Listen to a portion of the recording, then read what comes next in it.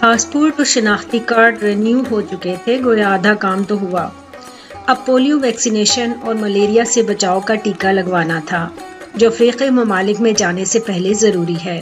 ٹیکہ اور ویکسینیشن کے لیے مجھے راولپنڈی کے جڑواں شہر اسلام آباد جانا تھا۔ اسلام آباد اپنی خوبصورتی میں کوئی ثانی نہیں رکھتا۔ مارگلا کی پہاڑیوں کے دامن میں بسا یہ شہر 1960 میں قائم کیا گیا۔ اس کی آبادی 18 لاکھ کے لگ بھگ ہے۔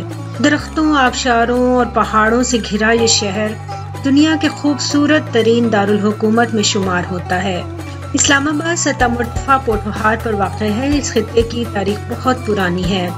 یہاں ایک طرف بدھ مت دور کے آثار موجود ہیں تو دوسری طرف مغل اور شیرشاہ سوری کے قافلے اس علاقے سے گزرے۔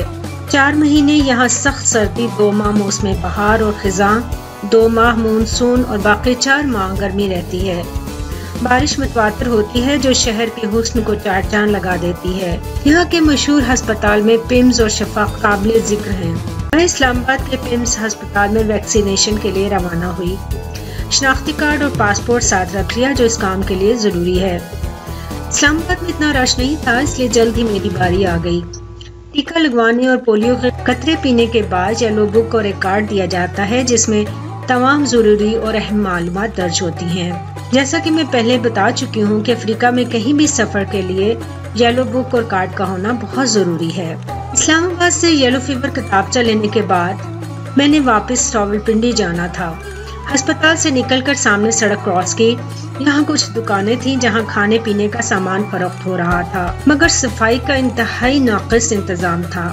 باوجود اس کے دہی بھلے دیکھ کر رہا نہ گیا اور منہ میں پانی بھر آیا۔ نہ چاہتے ہوئے بھی ایک پلیٹ آرڈر کر دی۔ عموماً ایسے کھانے باوجود صفائی نہ ہونے کے اپنا ہی ذائقہ، چٹخارا اور لذت لیے ہوتے ہیں کہ کھائے بغیر رہا نہیں جاتا۔ بالکل اسی طرح 5 اسٹار ہوٹل اور ڈرائیور ہوٹل کا کوئی مقابلہ نہیں۔ یہاں کی دال روٹی کا اپنا ہی سواد ہے، اور ایسے میں جبکہ بھوک بھی ستا رہی ہو، لطف اور بھی دوبارہ ہو جاتا ہے۔ یہ اور بات ہے کہ پھر پیٹ کی جملہ بیماریوں کو رفع دفع کرنے کے لیے دوائیوں کا سہارا لیا جاتا ہے۔ یہاں بہت سے پھلوں، سبزیوں اور جوس کی چھوٹی چھوٹی دکانیں بھی تھیں۔ ویسے ہسپتال کے عین سامنے اس قسم کی غیر معیاری اور صفائی کا بہتر انتظام نہ ہونے والی ان دکانوں کا ایک فائدہ یہ بھی تھا کہ کسی بھی ہنگامی صورت میں دوائیاں قریب سے ہی دستیاب ہیں۔ انہی دکانداروں کے درمیان ایک 60-70 سال کی بزرگ خاتون سبزی اور پھل بیچ رہی تھیں۔ میں انہیں دیکھ کر رک گئی، کچھ پھل ان سے خریدے۔ میں جاننا چاہتی تھی کہ وہ کیوں اس عمر میں گھر سے باہر نکل کر یہ کام کر رہی ہیں۔ ایسی کیا مجبوری آن پڑی، اور کیا گھر میں کوئی بھی ایسا مرد نہیں کہ خود یہاں بیٹھنے پر مجبور ہیں؟ ان سے بات کرنے کے بعد اندازہ ہوا باوجود بے انتہا مشکلات کے وہ خوش دلی سے اپنا کام سر انجام دے رہی تھیں۔ ان کی زبان پر شکوہ کی بجائے عزم تھا، شکر اور الحمد کے کلمات تھے۔ مایوسی کا دور دور تک نام و نشان نہ تھا۔ اللہ کی رضا پر راضی تھیں۔ انہوں نے بتایا میاں فالج کی وجہ سے چارپائی تک محدود ہو کے رہ گئے ہیں۔ 2 بیٹے ہیں جو شادی کے بعد الگ ہو گئے اور اپنی دنیا میں مگن ہیں۔ میں ان کی خوشی میں خوش ہوں، اللہ حیاتی دے۔ میں نے ان سے کچھ پھل خریدے، کچھ زائد رقم دی اور کہا ماں جی یہ رکھ لیں۔ وہ خفا ہو گئی اور سنجیدگی سے بولی نا پتر، حق حلال کی کمائی میں اتنا ہی پیسہ لینا چاہیے جو بنتا ہے، زیادہ نہیں۔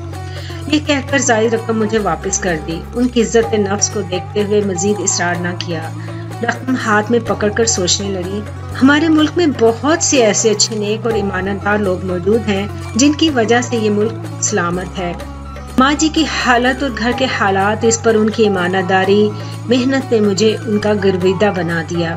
دل ہی دل میں بہت سی دعائیں دے ڈالی، بالکل اسی طرح جیسے وہ میرے لیے سراپا دعا بن گئی تھیں۔ اس رنگا رنگ دنیا میں سب ماں جی جیسے نہیں ہوتے، جیسا کہ آگے چل کر مجھے اس کے بہت سے تلخ تجربات ہوئے۔ میں فٹ پاتھ کے ساتھ ساتھ پیدل چلتے سوچ رہی تھی۔ موٹر وے سڑک کی دوسری طرف تھی۔ مجھے اس اسٹیشن کی تلاش تھی جہاں سے میٹرو کا ٹکٹ اور بس کے لیے سوار ہونا تھا۔ فٹ پاتھ پر کچھ دور چلنے کے بعد ایک کار قریب آ کر رکی۔ کہاں جانا ہے میں چھوڑ دیتا ہوں۔ گاڑی میں 30-35 سال کا ایک نوجوان بیٹھا تھا جس کے چہرے پر مسکراہٹ تھی اور وہ لفٹ کی پیشکش کر رہا تھا۔ جی نہیں شکریہ، میں نے شائستگی سے انکار کیا۔ کسی امید کے تحت گاڑی آہستہ آہستہ ساتھ چلتی رہی، پھر رفتار پکڑ دی۔ کچھ دور چلنے کے بعد میٹرو اسٹیشن نظر آ گیا۔ انڈر گراؤنڈ ٹنل سے ہوتی ہوئی اسٹیشن تک پہنچ گئی۔ یہاں داخل ہوتے ہی مجھے لگا جیسے میں کسی اور ہی ملک میں پہنچ گئی ہوں۔ انتہائی نفاست اور اعلیٰ معیار کا اسٹیشن تھا، جہاں جدید سسٹم کے تحت سارا نظام اپنا کام کر رہا تھا۔ اسلام آباد سے راولپنڈی تک میٹرو کا سفر خوشگوار تھا۔ شہر کے نظارے اور خوبصورتی واضح دیکھی جا سکتی تھی۔ اب سفر کے تقریباً تمام انتظامات مکمل تھے۔ پیپر ویزا کا انتظار تھا جو لائبیریا سے آنا تھا۔ اسی دوران شاپنگ مکمل کر لی۔ زیادہ تر راولپنڈی سے شاپنگ کی۔ اسلام آباد اور راولپنڈی میں عظیم الشان کئی منزلہ پلازا تعمیر ہو چکے ہیں، جہاں شاپنگ سے زیادہ ونڈو شاپنگ ہی کی جا سکتی ہے۔ ان مالز میں ایک دفعہ چلے جائیں تو پاکستان کی بجائے غیر ملک میں ہونے کا گمان ہوتا ہے۔ بہترین طرز تعمیر، انگنت دنیا جہاں کا سامان، ہر برانڈ اور کمپنی کی اپنی دکان، کہیں کہیں اونچی دکان، پھیکا پکوان کا گمان ہوتا تھا، جہاں بچوں کے لیے نت نئی گیمز، کھانے پینے کی اشیاء، کپڑے، جوتے، فرنیچر، یوٹیلیٹی سٹورز، الغرض ہر طرح کا سامان ایک ہی چھت تلے بآسانی دستیاب ہے۔ تقریباً ہر شاپنگ مال میں موشن ڈرائیو سے خوب لطف اٹھایا۔ تقریباً 2 ہفتوں کے دوران لاہور، راولپنڈی اور اسلام آباد کے بڑے شاپنگ مال دیکھ لیے، جہاں جتنا بھی چلے تھکاوٹ کا احساس نہیں ہوتا۔ نت نئی انوکھی چیزوں کو دیکھ کر آنکھیں خیرہ اور پھٹی کی پھٹی رہ جاتی ہیں۔ سینٹورس اسلام آباد کی جدید تعمیرات میں سے ایک ہے۔ شاپنگ، کھانے پینے کے دلدادہ افراد کے لیے اس جگہ بہت پرکشش ہے۔ اس مال میں پاکستانی اور غیر ملکی برانڈز کی دکانیں ہیں۔ Cinema, terrace cafe, food court اس کے علاوہ ہیں۔ اس کی بالائی منزلوں پر جدید رہائشی فلیٹس بنے ہوئے ہیں۔ سیاح اور شہری اس مال سے شاپنگ اور کھانا پینا پسند کرتے ہیں۔ لائبیریا سے عموماً پیپر ویزا کے تحت ہی سفر کیا جاتا ہے، جو بآسانی لائبیریا سے مل جاتا ہے۔ 2016 میں میرے پاس پیپر ویزا کی فوٹو کاپی تھی۔ یہی وجہ تھی کہ ایئرپورٹ پر پہلے سے ہی جان پہچان والے ایک شخص کو تمام صورتحال سے آگاہ کر دیا گیا تھا۔ اگرچہ یہ ویزا ان قانون کے مطابق درست تھا، مگر اس کے باوجود مجھے روک لیا گیا، اور اس کی بنیادی وجہ رشوت تھی۔ میں چاہتی تو اس کے بغیر بھی جا سکتی تھی، مگر اس وقت صورتحال کچھ ایسی تھی کہ بس آپ کسی طرح یہ مشکل مرحلہ طے کر کے لاؤنج تک پہنچ جائیں۔ پھر زیادہ بحث مباحثہ سے مشکلات میں مزید اضافہ بھی ہو جاتا ہے۔